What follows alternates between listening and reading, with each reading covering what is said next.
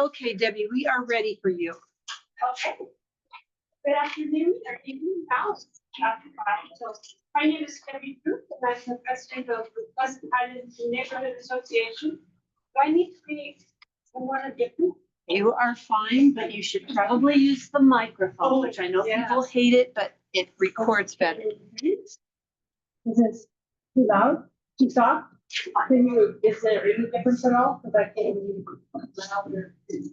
I'm like, turn it on. I think it's on. I think it's on. Can we just? Hello, hello. Right. Oh, it's a nice group. Well, is it better? Doesn't sound like it. I think it's gonna put it. Volume. Let's turn down the echo and turn up the microphone. Okay, try again, Debbie. Hello? Oh, is that better? Yeah, that's way better. Got the echo out of there. I tend to move my mouth, so sometimes it'll be really soft and then really loud. So I'll try really hard to keep it here, but I use my hands a lot. So I've been accused of actually being deaf because somebody across the room saw me using my hands so much that they thought it was working.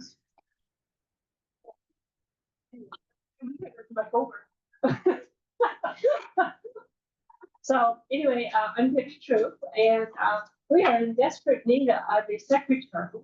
So if anybody would really like to volunteer to be on our board, we'd really appreciate it. And this is Angelique Bruni, and she's our vice president and right now secretary, and I'm the treasurer also. So yeah, oh, you still can't hear me. Oh my goodness, we have to hold it like this. Okay.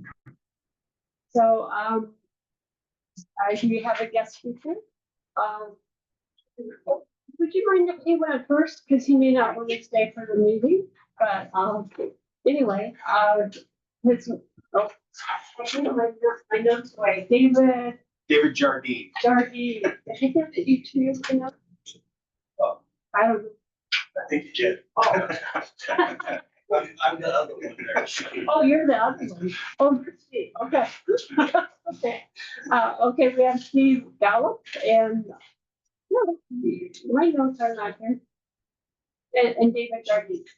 So anyway, if you want to go ahead and do this, and you may or may not need to fight, Mike, I'll let you decide if the audience decide. So. All right. Good evening. I'm David Jardine, and I am the traffic engineering section manager for Clark County Public Works. With me today is Steve Gallup.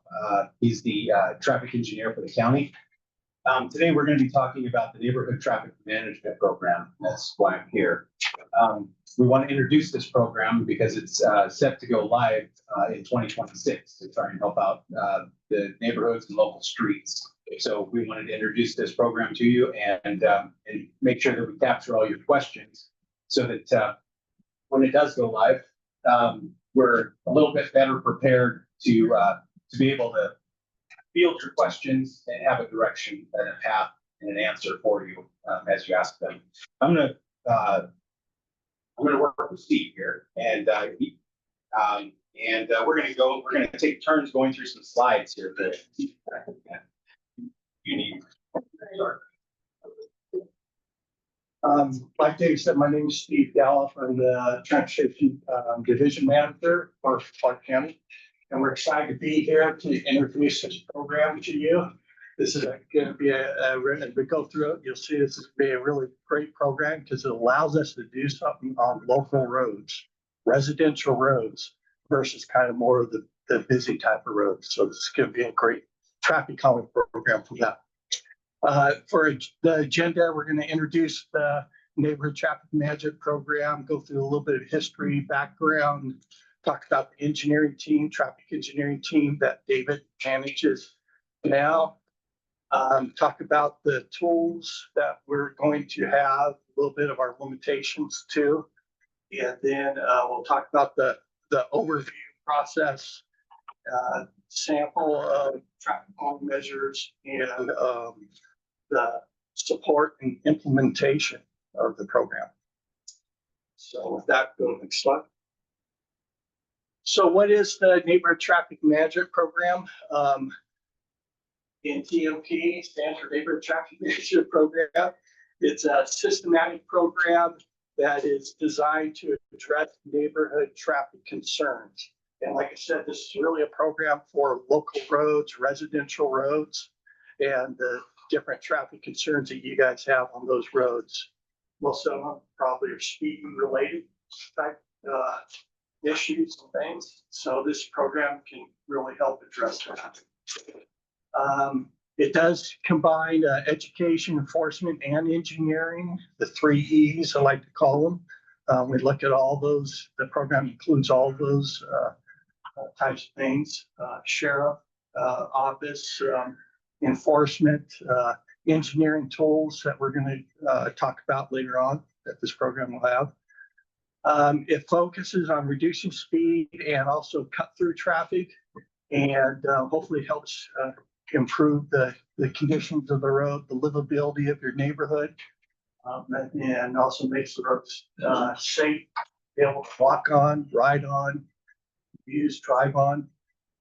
So all those. Next slide. These are some of our current tools that we have.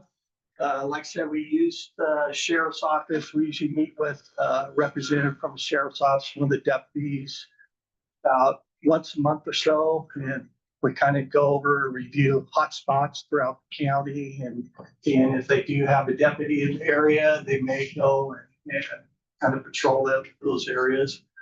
Our biggest thing that we have is the speed feedback signs. These things right here, so lets people know how fast they are driving when they go by. These things work for about the first week or two that we put them up. And then after that, people kind of figure them out and realize I'm not going to be getting any tickets here or anything like that. So I'm going to be going my normal speed I do normally go. So, but we find that they are a very good tool for the first few weeks that we put them out. And then of course we have the data that we collect, traffic counts, we do speed studies. That'll be part of this program is actually do a speed study. David's team is the master collectors of data. They collect a lot of different traffic data, crashes, speeds, volumes, you name it, they collect that data. See, I think I have one more slide here. Why do we need the NTMP? Of course, it's to provide consistency throughout the county and transparency. I think that's a big one. It's going to help us to work with neighborhood associations, know the people a little better, issues that they may have on their streets and roads. Will help us to address traffic complaints, try to be a little more proactive versus reactive with that. It'll help us, of course, equip us with tools, try to be more systematically in reducing speed and improve safety. And then also it'll help us, like I was saying before, enhance equity and livability across neighborhoods. So this here, go back, just wanted to. Oops, still working.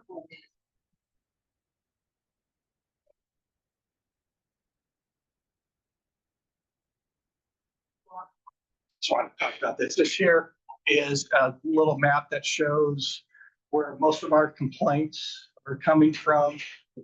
As you can see, kind of the red dots are more kind of clustered down in the urban type area where we have a lot of kind of more of our busy urban roads. So let's go next one. This one. Sure.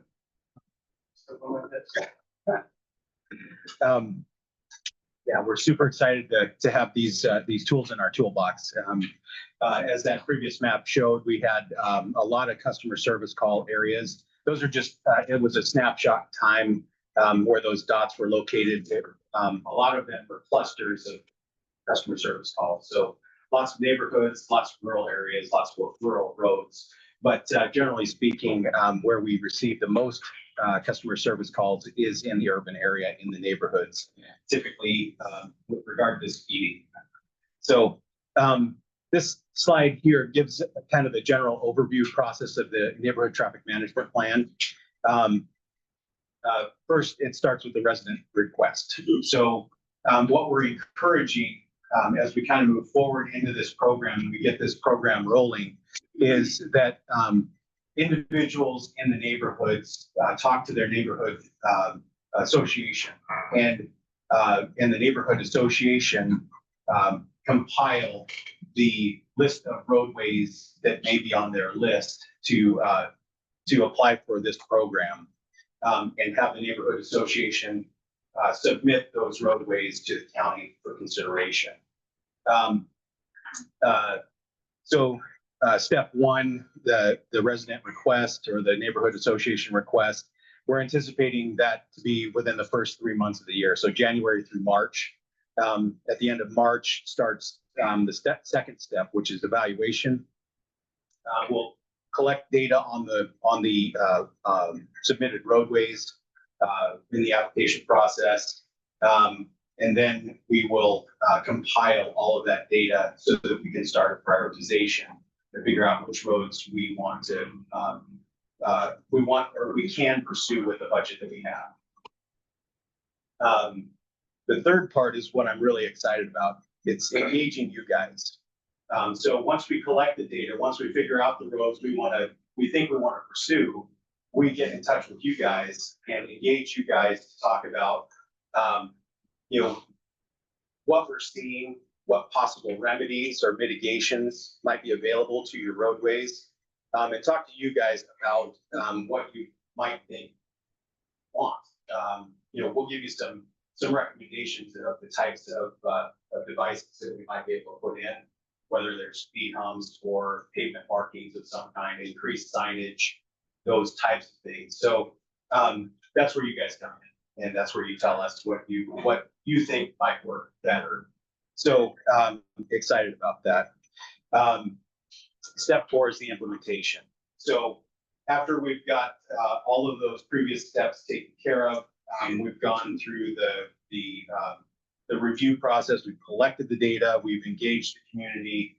We've come up with some recommended mitigations. We want to get to the implementation. So the implementation part is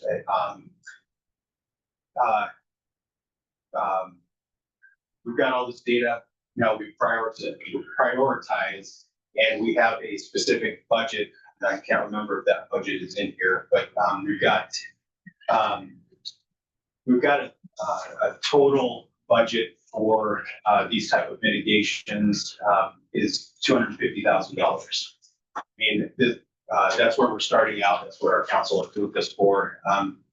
We've also got another $250,000 for this program, but that's what we're looking at for the program is to hire 2 new people to run this program, so that our current staff, which is our current limitation, we're pulled in so many directions that that we need those 2 additional employees to manage this program. So we got $250,000 for the mitigation part of it, and then $250,000 for our couple of new employees. So however the roadways prioritize out, we've got $250,000 to kind of toss at that. So, and get those projects done. So, and what we're shooting for is implementation by the end of the year. So in 2026, we want to go through this process and have something on the ground by the end of next year, so that we could start this process over again in 2027, starting January. There was some questions at the last neighborhood association meeting with regard to the application process. The application process, we accept applications January through March. That's kind of our plan right now. So if you had submitted an application January of next year and your project didn't get picked, what we're saying right now is that if your project didn't get picked in that year, you would have to apply again. A lot of times what happens is circumstances change on the road. So we need to collect new data to reevaluate where you would rank in that new year. So you would, if your project didn't get picked, you'd have to reapply every year it didn't get picked if you wanted to continue to put that road on the list.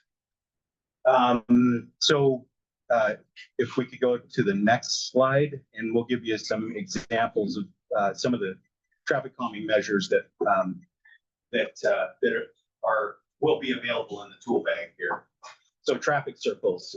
This picture shows a traffic circle, not as big as the roundabouts you see in Ridgefield or on 99th Street, coming from 503 to 94th Avenue.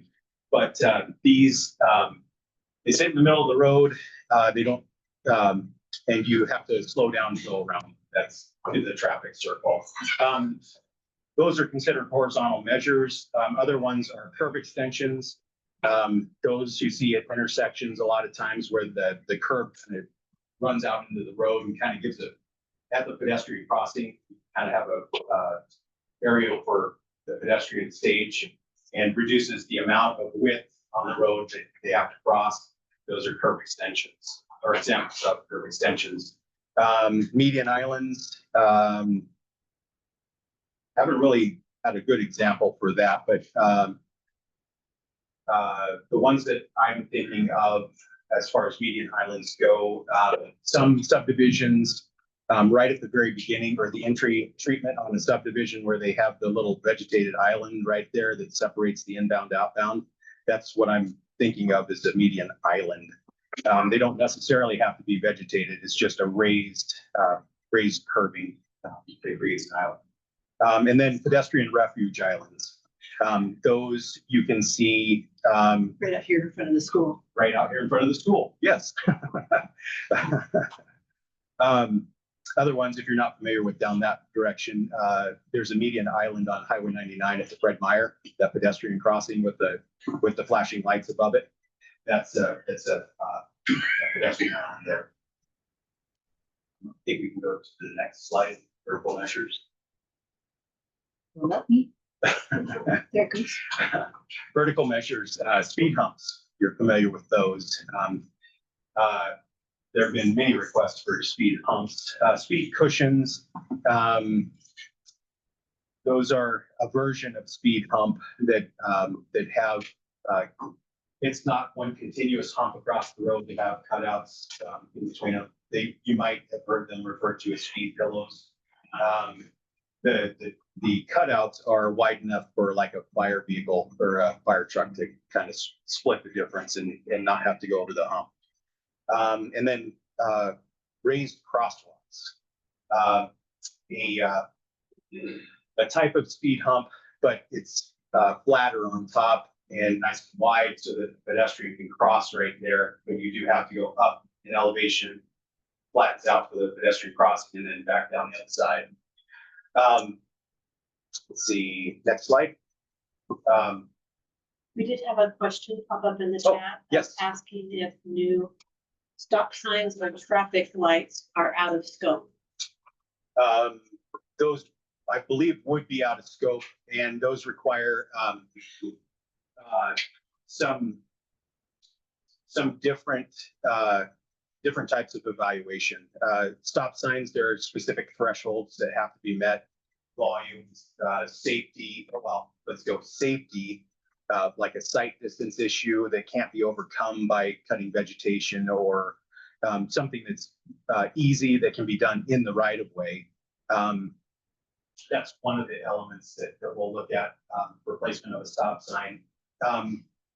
Other times it has to do with like the volume and the ability for people to get off the side street or so safety and mobility type of thresholds that have to be met. And we've got some guidelines and some nationally accepted documents that that we look at as we collect the data in order to see if we meet the thresholds to install the stop signs. So there's a lot of things to go into that. And then the traffic signals. That is a whole nother process. And what we're trying to do is reduce the amount of traffic signals that we're installing. We're looking at roundabouts first, so that we can not have stoplights everywhere. But stop signs and traffic signals are out of scope for this particular program. Yes, sir. What about sidewalks, just continuous sidewalks? Like on 131st and 50th, it's like, here's a sidewalk, then you gotta cross the street to get to another sidewalk. Then that runs out, you gotta go across the street to the other sidewalk. So it's just, that's the way it goes. And so I was just worrying about part of it. Pedestrian safety. Pedestrian safety is definitely something that we look at, and I don't remember if that is an element of this program, but I think we have a program that kind of looks at If there's like small sections, They're all over. we can look at that, but more larger sections, things, those usually happen when the development happens. So there's. Yeah, but and that's the case in this, what he's talking about. We just have a new development, new homes, and they're coming up in these different areas, but they're not putting in sidewalks, and people are going very fast down the street. There are elderly people that are moving in with their dogs, and it's really unsafe. There are no sidewalks to walk Not anywhere. continuous. No. So anyway, if this is the right place to speak of that, or if there's somebody else, I would love to get a name or somebody we can get in touch with. well, I can get you more information on that. So this program, I don't think will address those the placement of sidewalk, the missing sections of sidewalk. I believe that is another program that looks at kind of the infill and replacing sidewalk or installing sidewalk in missing locations. So, yes, I'll give you my information before I leave tonight, so that you can email me, remind me, and I'll get you the contact information. Let's see. Stage and straight. Signing and striping. So signing and striping. So the striping is pavement markings. Signage are the like speed signs and the curve warning signs that you see that are really bright. You hit them with the headlight. The optical speed bars is the example in the picture there. The concept behind that is that they are markings on the road that start really wide and then they narrow up. So it looks like as you travel through them, it looks like you're going faster. So the concept is that because of that optical feedback, you automatically kind of take your foot off the gas and slow down a little bit. So Is that word gas? that's a great question. That's a great question. We on Northeast 88th Street. That's this picture right here between 94th Avenue and 72nd Avenue.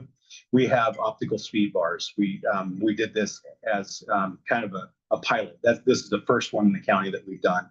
Our initial feedback from the customer service call, when we contacted him after we did it, and we were kind of in contact while we were doing it so that he knew something was being done. His initial feedback is, hey, this is working. So if it works longer than 2 weeks, I think that's a great question.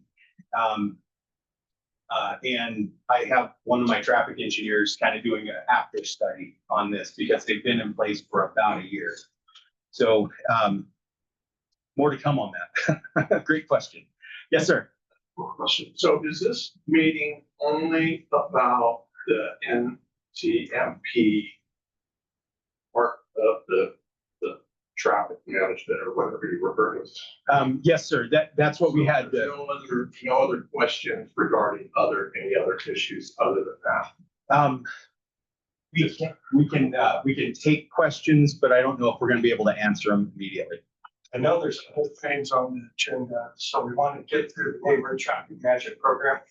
And maybe leave a little bit of time at the end for questions late in this program. But we will be around at the end for questions too. And I think we have other things on the agenda we need to get through too. Okay. So the rectangle rapid flashing beacons, that's the RRFB. And a lot of times what you see. Let me take a note so they give you connected with Public Works, so.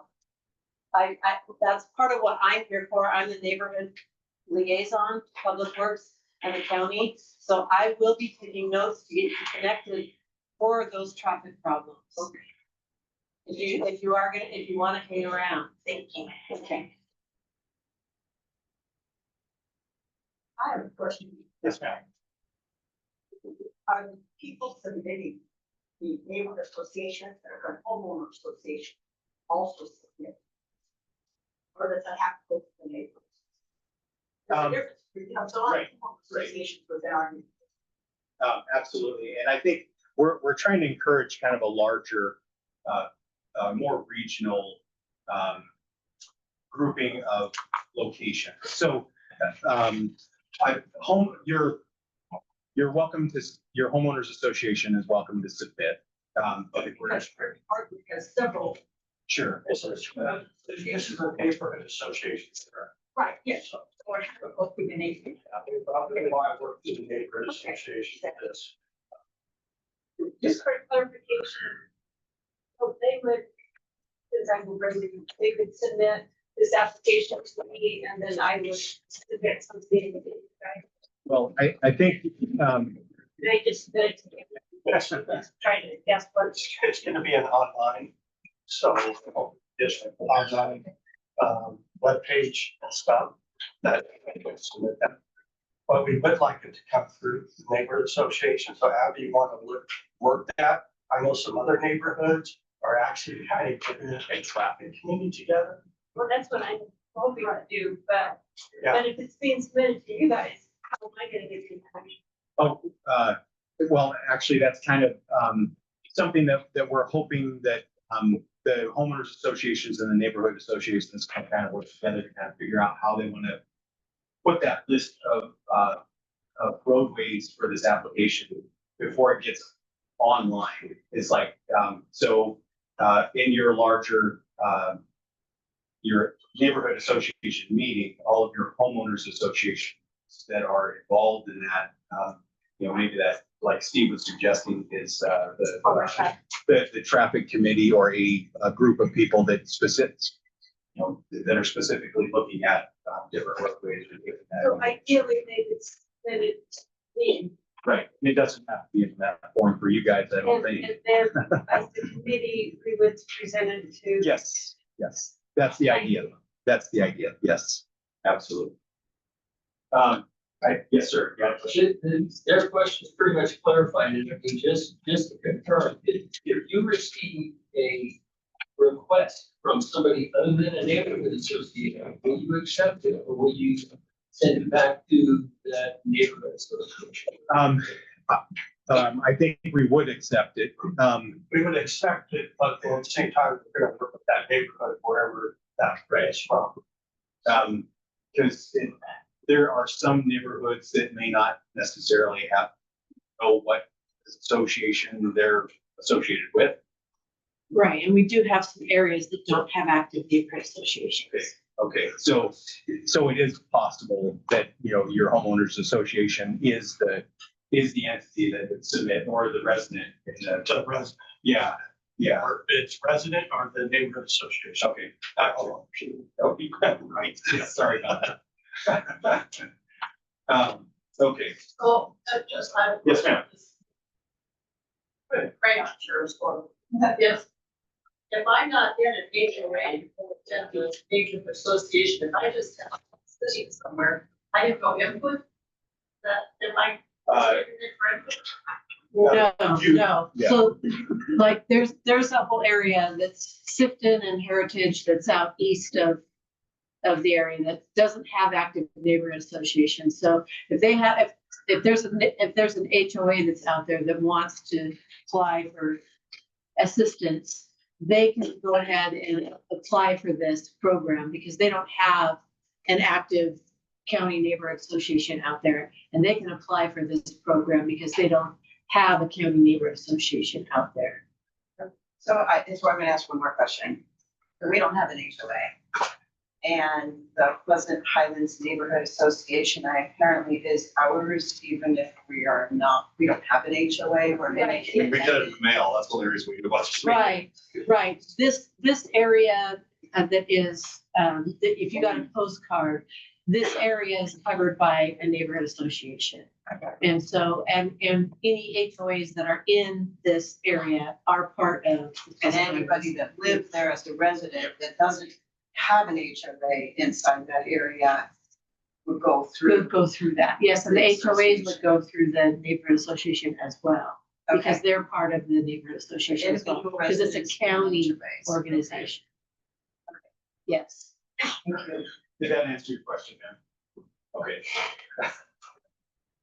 All right, so the rectangle rapid flashing beacons, those are typically, what you find in school crossings, they're on the sides and they flash back and forth. Trying to think of an example that's close by where you would go, but I can't think of one really quickly. I'm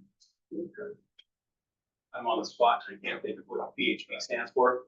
That's a pedestrian hybrid symbol. Okay. So it's the ones that have, you press the button, they have the flashing red lights. Like Fort Meyer and the highway. Yeah. Exactly.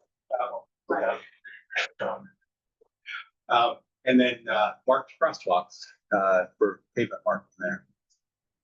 The last one is community engagement.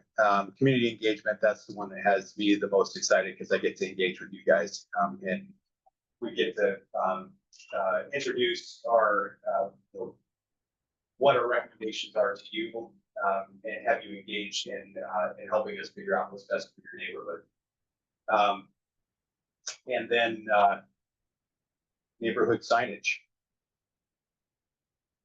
See that down there. I don't know, do we have an example? Can you go next slide? Yeah, we do have an example. The neighborhood signage, sometimes you see neighborhood associations that have signs. There's several. in our- Yeah, exactly, like the. Like Great House Bridge Station for 45 on that. Yeah. That's fine. Donation, I remember from our association. Nice, it's good. I can go ahead and talk about the slide if you want to. Oh, thank you. Yeah. So what the program's going to do for us is that it's going to, like David mentioned, it's going to hire 2 additional full-time employees to help us manage this program. It's going to, of course, increase our capacity to be proactive. I was saying before, be more proactive than reactive. And then, of course, it's going to increase collaboration with neighborhood associations. Then, of course, other kind of departments within Public Works. And then hopefully help to reduce the repeat calls. A lot of times we'll get a call, and it would take a while to kind of go on it. We'll get another call for the same thing. So hopefully with the additional resources that we'll be able to keep from some of that happening and be a little more responsive to you guys. So next slide. So these are some of the next steps or the steps that we have already taken. We've presented this to council at a work session, as well as the planning commission and the development engineering. What's the A stand for? Development Engineering Advisory Board. That's right. Steve, and then also NAC. We presented it to them. And then we went to council and they adopted the program in May 20th there. So we're ready to go to launch this thing in 2026. It is starting off, we may be a little slow because we're going to have to start, we have to hire 2 employees. So that'll take a little while. But we're going to start with the program, the resources we have. We're excited to get this thing going. We'll see how it's going to work. The first year, maybe a little bumpy. We work through the issues and things. But, and then of course, we're going to report back to council of how it's going every year and our successes and maybe things that we've learned about to do better. Next slide. I have a question, yeah, I'm sorry. And I think we're pretty much done, so. Prioritize these ones that have been approved to go forward. What are the criteria? Like you probably have many complaints or applications for people that need changes in the neighborhood.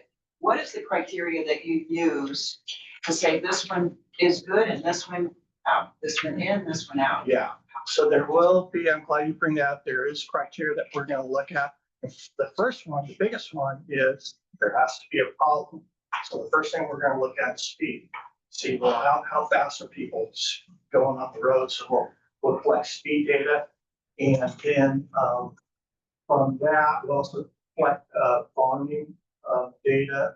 We can look at crashes, you know, and then we will, we have actually a kind of a matrix that we're gonna go through and kind of prioritize it that way.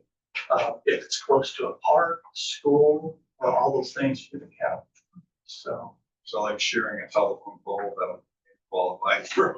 sharing a telephone pole. On 50th Avenue. Oh, 50th Avenue is a crash. Yeah, Yeah. right, 50th and 150th, right, there. Telephone pole. Yeah. So when people call and complain about traffic issues, what are they supposed to complain about? I assume it's speeding. I would say the majority of them are speeding. Some are complaining about cut through traffic, you know, people trying to miss traffic signals or something, and there's another route through a neighborhood. So cut through traffic, Others are like site distance issues, like with landscaping at intersections. People's landscaping on their property is, because there isn't really a stop sign there, you're expected to yield and yield to the traffic in the intersection. So site distance, speeding.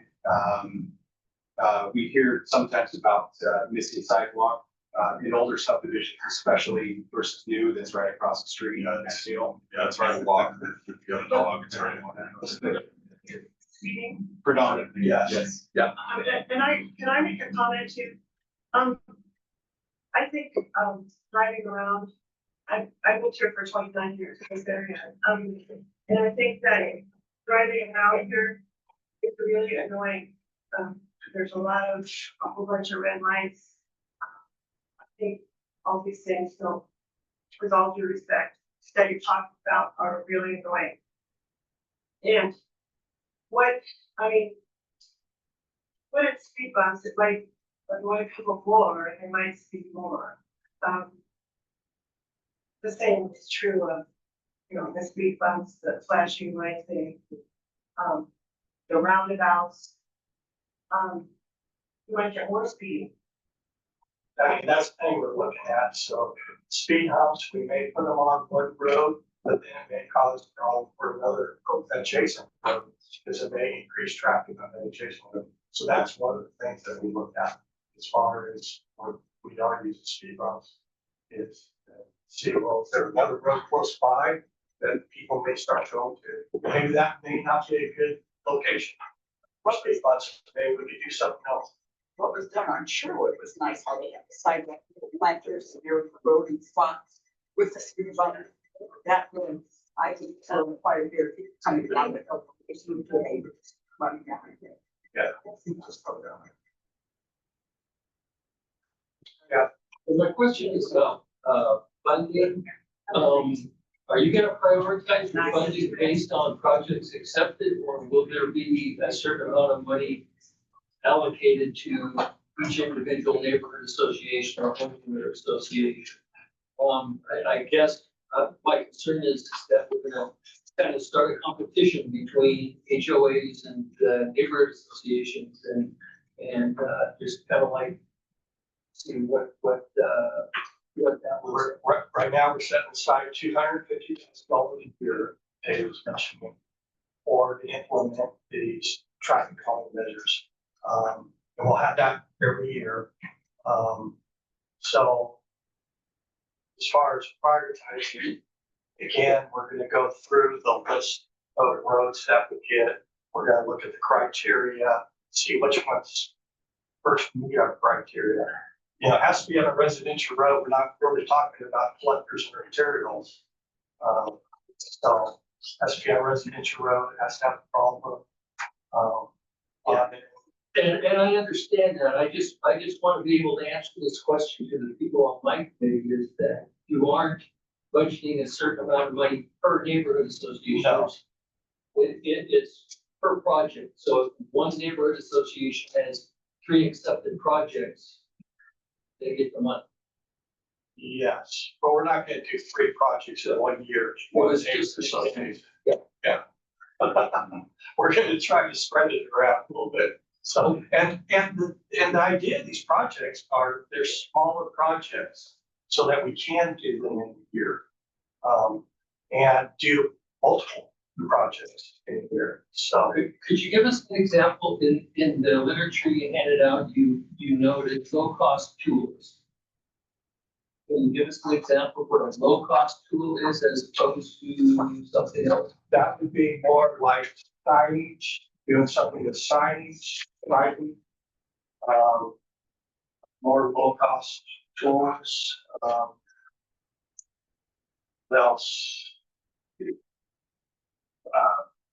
Those are kind of just speed humps, yeah. Speed humps. Yeah. Probably low cost. But like the traffic signal, that's probably not so low cost, and that's gonna be quite a bit of work. Stuff, Yeah, median islands raised. meeting Yeah, items, those those things. are, yeah, those tend, if you do enough of them or a big enough one of them, they tend to have to deal with stormwater stuff. It just kind of balloons in cost quickly. Thank you. Yes, ma'am. Sorry. One thing is the center. This is John. I hear it. Sure, how can you pay off the E-Funds? There's talking a lot of deals, but how do these? Like, especially the teenagers. Take all the time. That's a great question, and no, I'm sorry, we don't have any information. Because I see it, by the, they're like buying. Oh, wow. That would be interesting, actually. And one of the engineers expressed an interest more in kind of focusing, his data collection and review, because we don't have any.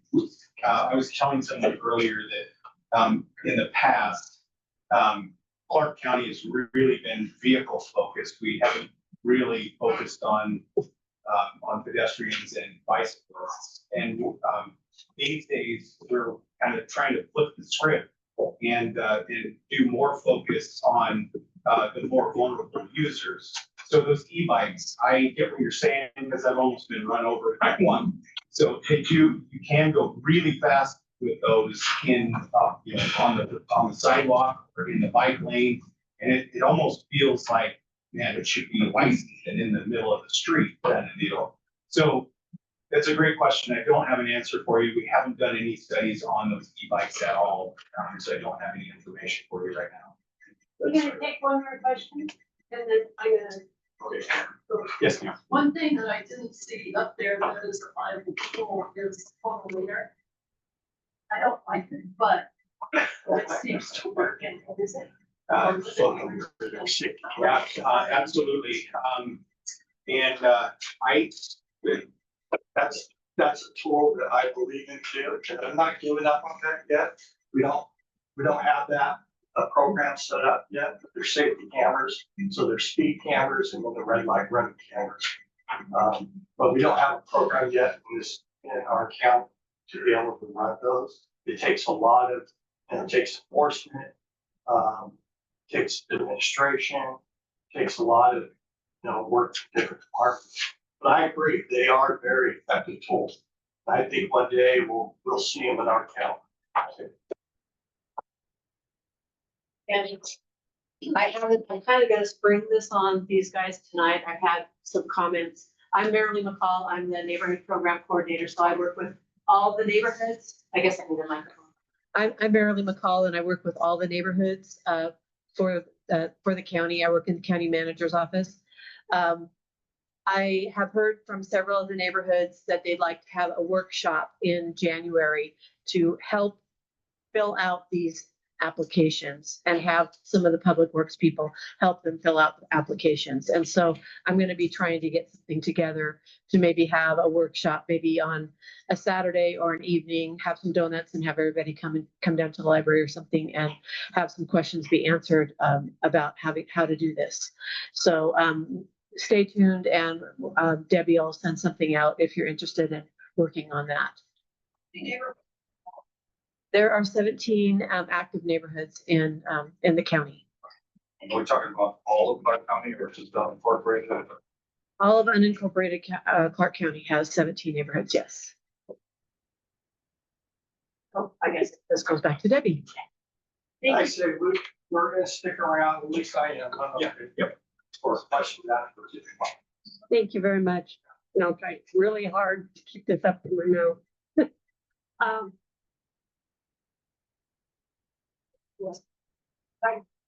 Presentation about the library. I'm going to take over the projector. Oh, well, if you do, the Zoom people cannot see you. Okay, then I'm not going to take over the projector. Well, you can, but I'm just gonna see how I can make that happen We've to. been doing these without the projector. I just put some logos on the screen so people can see. Well, I am wondering if I can move this over to have this show the projector. Oh, the library's turning 75 this year. Yay! Actually, we already had our birthday, which was July, but we're still 75 and we are so happy to be here. So one of our things with our 75th birthday that we wanted to do was to share all the cool Yeah, stuff. I have no Zoom now. They have, the guy on Zoom can't see anything now. Okay. So I guess we, yeah. I'll do it without the logos. It's not cool. So we have a whole bunch of stuff that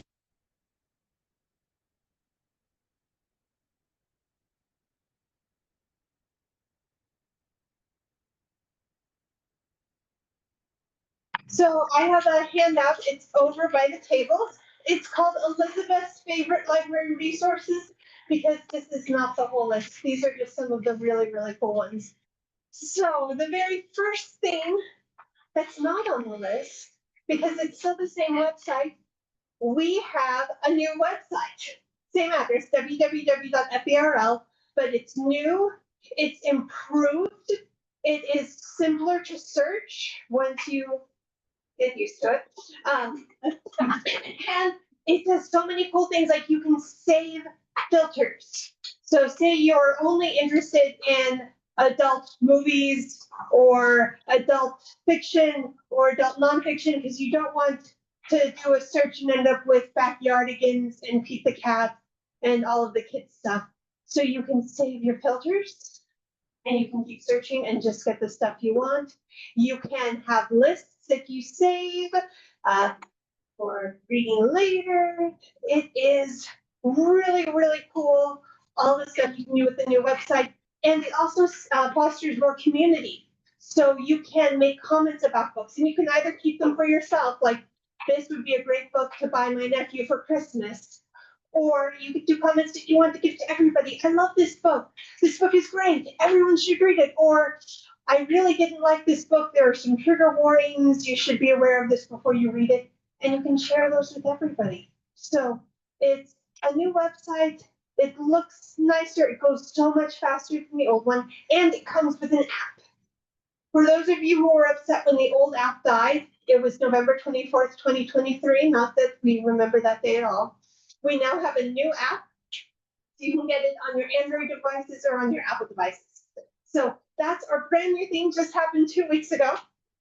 So some of the stuff, people know libraries have books, and a lot of people know libraries have ebooks with Libby, ebooks and the audiobooks, but there is so much more. We also have 2 movie streaming services. We have Hoopla and we have Canopy. Hoopla is for more of the popular TV shows, the popular movies. You can actually access all of the Hallmark streaming service through Hoopla. You can access all of the great courses through Hoopla. So that's a great option. Canopy is another good option. It has the independent films, the documentaries, the classics. So Canopy is great too. And Canopy, some of the movies include the public performance rights. So if you wanted to have a neighborhood party and show the film, you could do it without violating copyright. Yay! So Google and Canopy are two streaming services.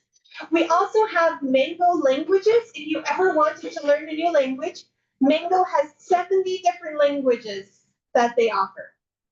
So you can learn, it's like Duolingo, it's like Rosetta Stone, where it gives you quizzes and flashcards, and it has different levels. It has different, within the languages, some of them have different specialties. So for example, in Spanish, they have Spanish for lawyers, and Spanish for doctors, and Spanish for librarians, Spanish for travel, Spanish for romance. So they have different sections of the language.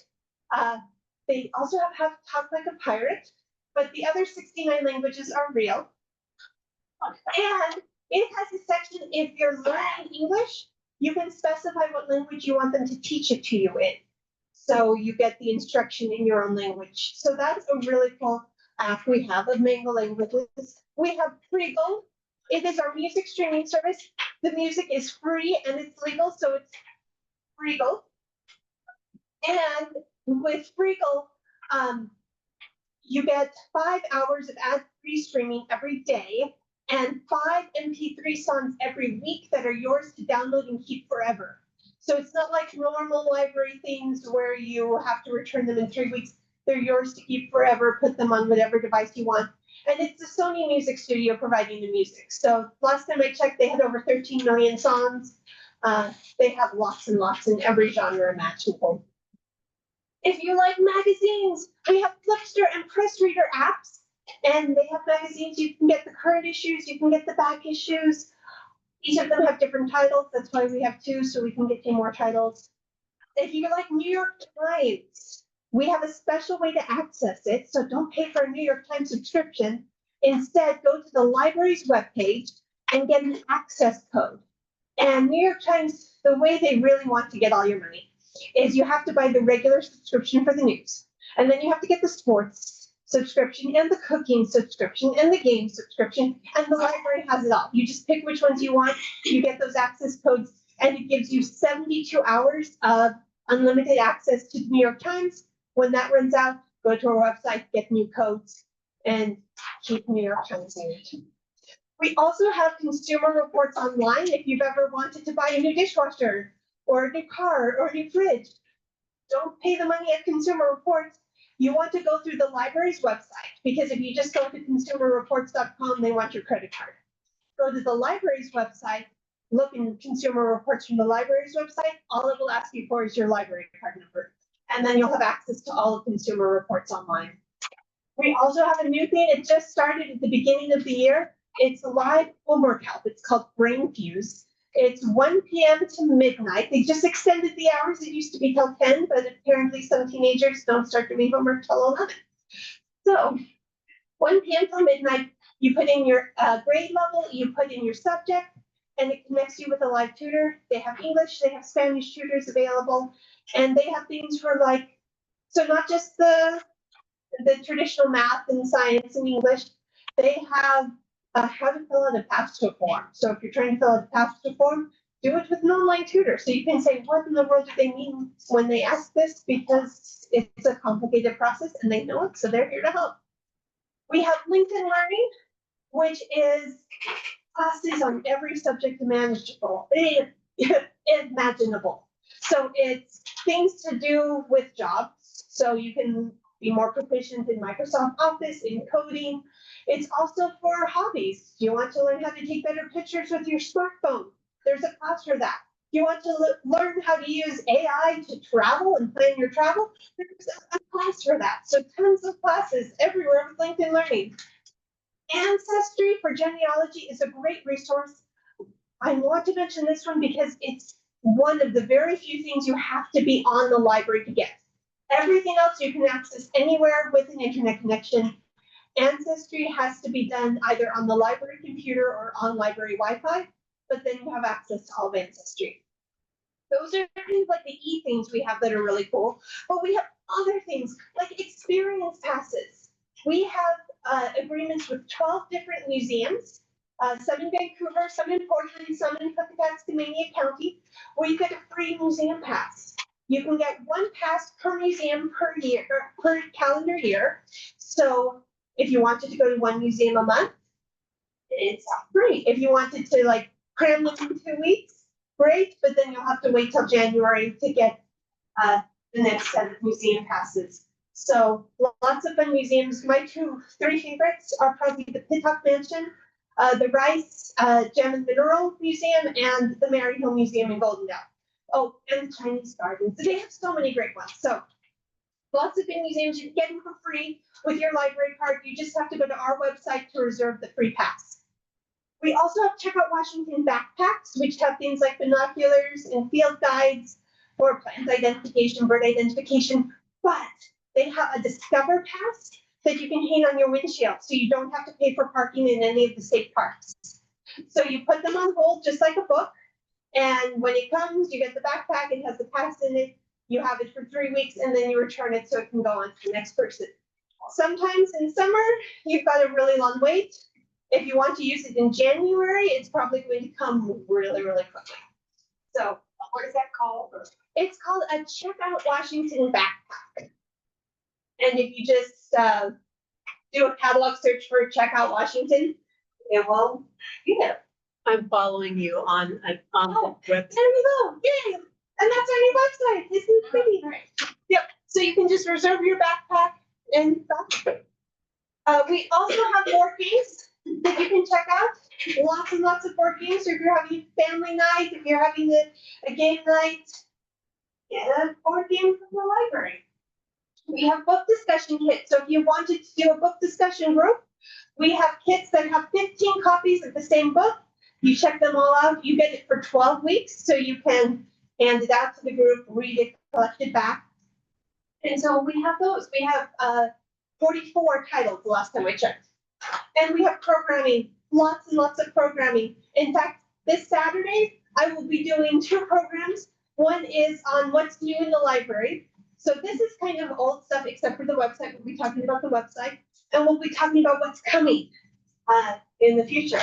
In this library specifically, but also libraries in general. And then we have a jigsaw puzzle swap at 2:30. So if you like the puzzle, bring your old puzzles that you have loved and are ready for a new home, and get new puzzles to take home and enjoy.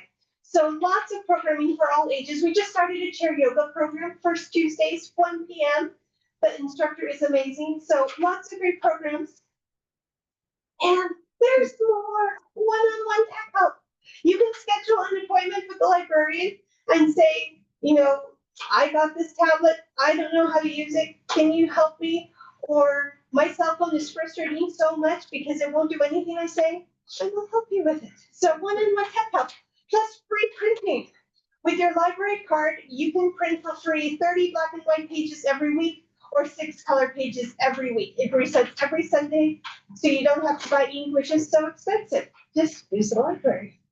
And you can send the printouts from your home or from your phone and then just come to the library, scan in your card, pick it up. We also have free faxing.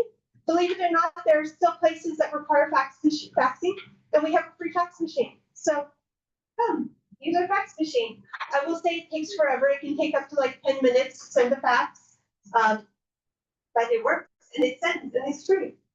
We have kilowatt electricity monitors. So if you wonder who is the culprit that is hiking up your electricity bill, borrow a kilowatt monitor from the library and find out. We also do personalized reading suggestions. So if you're like, I'm sick of all these same authors, I want to discover something new, tell us what you like. We'll give you some ideas. And you know about this one, you can reserve a meeting room or a study room. That's what we're doing tonight, is you reserve the meeting room. So you can reserve the meeting room or the study rooms of the library. So that's kind of it in a nutshell. Lots more, but these are kind of my favorite things. Questions? Yes. Are you gonna plan on having, anything to do with, where you print something that's 3-dimensional? We have a 3D printer, yes. Yes. I should have put that on my list. That's another favorite thing. You can get certified on the 3D printer. It takes about an hour and a half to be certified, and then you can 3D print things for free. Limited because the printing bed is small. It's 7 by 7 by 7 high, and it cuts off a 1/4 inch in each dimension because printers do that.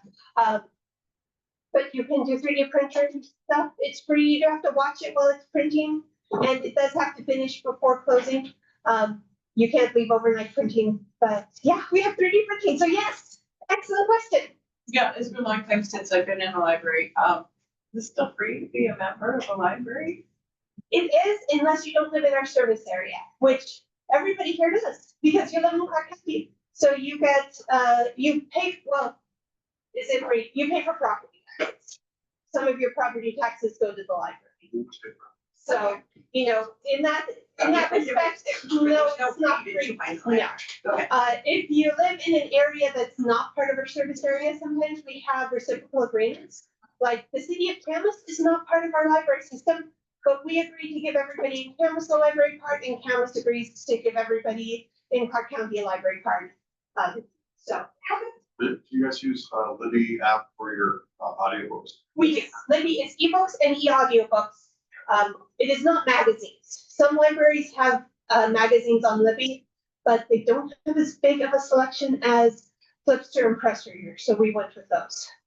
So you say it's reciprocal that we can use our library card at Camas? You can't use your library card at Camas, but Camas will give you a Camas library card for free. Using just the library card. Using your ID. Okay. Yeah, just take your ID to Camas and they'll give you a card. We have an agreement with Multnomah, with Washington County Cooperative Library Systems, with Timberland, with King County Libraries, with Pierce County, and you can go, some of them let you do it online, some of them you have to go in person, and they will give you a library card for free. And then you can, I put it on Libby, because then it gives me access to a lot more ebooks and a lot more audiobooks. And maybe the Fort Vancouver copy is checked out, but maybe the Timberland copy is available, and so I can check it out from Timberland. So highly recommend getting lots of different reciprocal cards. A while back, my card was discontinued, so if that happens, Every now? 2 years, it's not discontinued, it just gets expired. And you just have to confirm your contact information. So you can call us on the phone, you can, online's a little weird with the new website because for some reason the renewal widget didn't transfer, so they're working on it. It's not yet done, but it will be back soon. Or you can come in and we just say, hey, is all of your contact information the same? And you say yes, and then we click a button and you're good for another 2 years. So you don't get to send us an email now saying it's not ready to expire. So it was almost ready, and then they switched the website, and all of the work they had done did not work. So if you try to log in and it gives you an error message, just call us and we'll renew it over the phone. And if you checked out your book here, but you're downtown and you want to return your book downtown, you can return your book downtown. Absolutely. Thank you very much. Thank you. So, Sue, do you have anything you would like to say? Clark County Representative. Thank you. I try to get to as many neighborhood association meetings as I can. And I think the last one of your neighborhood was in the summer and we were talking about gardening. So tonight we're talking about transportation. So I represent District 5. A part of your neighborhood association is in District 5, but geographically it's the northern half of Clark County. And just to follow up a little bit on the transportation discussion, this neighborhood transportation program, traffic management program, it was discussed for a couple of years, and this past year, the county council approved, which I think is a modest amount of funding to see how the program goes. But I know as I've gone around to neighborhood association meetings, one of the major things that people are concerned about is traffic. And I think in part that's because my district is a lot on the edge of urban growth. And so there's a lot of issues and conflicts that come up as a result of that. So I know you don't have a lot of time, and I'm happy to come back if there's specific things you'd like me to talk more about. But a couple of the big things we're working on this year is the comprehensive plan update. And we're in the midst right now of a study on agricultural lands. There'll be a public meeting on October 29th. It'll be in Battleground. So if you're interested in where the agricultural land is or isn't, or where it should be, there's a lot of maps that you can check out. And related to the comp plan update, if you all have questions or concerns, I'd really encourage you to have community planning come out and give you an update on what's happening and what's proposed.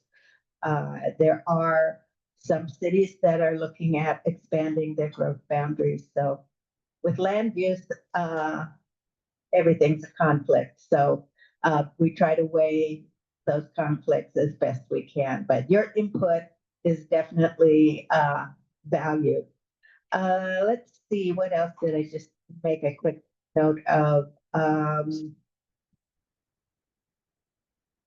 Well, I guess, the other thing I wanted to mention, that one thing that may impact, I don't know if you have mobile home parks in your neighborhood association, but the county council just adopted a moratorium, a 6-month temporary moratorium on developing mobile home parks. There are about 2,000 units in Clark County, and what's been happening with the value of land going up and up and up, developers are buying them up and displacing a lot of people. So we're hoping that we can hang on to what affordable housing we have. So we're looking very closely at affordable housing. That's one of the directives we've gotten from the state with our comprehensive plan, to really plan for all of the income bands to make sure there's housing for everyone.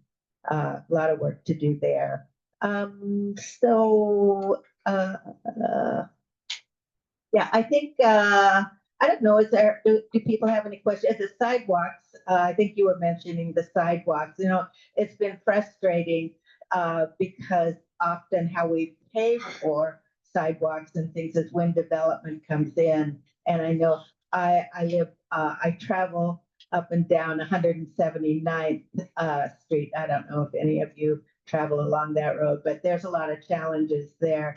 And you know, as development is occurring on the edge, you don't know when there's going to be new development. So it would be difficult for the county to pave everything in advance.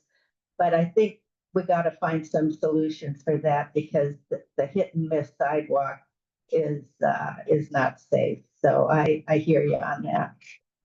So any just general questions or thoughts? You can always contact me if something comes up. If you're not able to contact somebody else in the county, I'm happy to help you out. Go ahead. I've heard John a couple of times at different meetings about possible annexation. Oh, annexation. Yeah, that's a big topic. Either You know, concerns or create more concerns. I can tell you as much as I know, and it's really up to the city of Vancouver. And you know, we're all in the city of Vancouver's growth boundary, and it goes way out there. And I don't think that the city of Vancouver is always in favor of having this huge growth boundary, but here we are, and the county isn't a city, but we have this huge urban area to manage. And you know, I hadn't heard really, I've heard just a little bit in the past of areas that the city might want to bring in. And I hadn't really heard about until just recently. And the city manager came and presented to the council, and they're talking about, they're looking at the whole dang area and trying to figure out what to do about it, because there's a big price tag associated with annexing into the city, and a lot of unraveling and re-raveling, because services get transferred from the county to the city. So I think it's a ways off, but people are talking about it now. The next thing that will come to the county, the city of Vancouver is developing some sort of a plan, maybe some rough outline of timing or plan. I don't know what they're putting together, but they're going to come back to the council and tell us what their plan might be. It could be pretty vague at this point, but if you have concerns about annexation, you can talk to the county, you can talk to the city. As I know people are concerned about, the taxes are going to go up, but as I've understood it, it's not as clear cut as you might think, and that there's in some cases they have told me that it would be less expensive to be in the city because there's some services that they're already providing in the unincorporated area, and there's some services we're providing in there. Anyway, it's much more complicated than you would think, but it's being talked about, so I think it's worth paying attention to. But it'll be up to the city of Vancouver to present their plan, and then the council will have to agree to it. So they'll be in the lead. Clear enough. Any other immediate questions? Anyway, I just like, here's some cards. Thank you, Carolee. I'll pass those out. Yeah, and I'm happy to come back at any time. And I just like to hear what it is that you guys are interested in, what you're talking about. So thanks for the time. Thank you very much. Thank you. So we do have a couple things on the agenda, and we'll probably try to get out a few minutes early so we can do the tables. But I already mentioned the elections, because we need a secretary, but next meeting we have will be in 2026, and that's when we'll actually have the elections. But if you are interested in being on the board, Anjali and I can appoint you until the next election, so please let us know. Also, I do have a sign up to be on the traffic control committee. And if I get nobody, then I guess it's just Anjali and I. So please sign up. We want more than just 2 neighborhoods, so to be involved. And there's another sign up on the back table, so our next meeting is in February, and we hope to have a report to present to our neighborhoods before we submit it. I'm anxious to have this done, so I'm really committed to it. Our next agenda item is consent agenda, which is the approval of our February 20th meeting and the financial report, and there's copies of it back there. So if anybody are interested, I have all the documentations of the financial for the last month, and all the receipts. If anybody wants to look at it, please do so. So since it's a consent, I'm assuming we don't have to really vote on it, but maybe we do. It's a mystery to me what consent means, so we have to vote. You need to have somebody say. Consent, all you need is if somebody disagrees. Okay. Nobody disagrees. If anybody disagrees, otherwise it's approved. Okay. Then we do need people to help with with us. So if anybody's willing and we have signed up, please let us know. I feel like I'm begging because there's only 2 of us. I forgot to bring our donation can, but if you are interested in donating for future events, I can take money, or you can wait till next time. I just forgot, I'm sorry. And then, does anybody else have any discussion items? Are you still doing something at Chuck's? Oh, yes, we do have, November 8th. November 8th, we're having meet and greet, at Chuck's. And if you have not received an email from me, please sign up for it. There's two ways to sign up. One of them is on that sheet over there, the sign in. Just give me your email, I'll type it in for you. And the other one is, there's a little QR code, and you can sign up yourself, and you will get notices in advance of any kind of meetings. And I got more than 43 emails already, so that's a good thing. But if you're not on it, you better. If you got on it, so you know, more of a reminder, because the newsletter actually had it on there also. So I usually do get the sheriff or one of the deputies to stop by. Yeah, and I did ask the sheriff to come by, but I don't know. He said he would try. I don't know if he's going up. Anything else? Anybody else want any discussion? One more? Yes. I have one bike maps. This also includes the cities too. So, and, I will say if you have any extras, leave them at the library. We'd love to give them to people. okay. Okay, yes, What was that about maps? the cycling maps. There, so bicycle maps, the paths in county and also cities. So Vancouver, Kansas. And online, if you want one mailed to you, let me know. And I can mail one to you.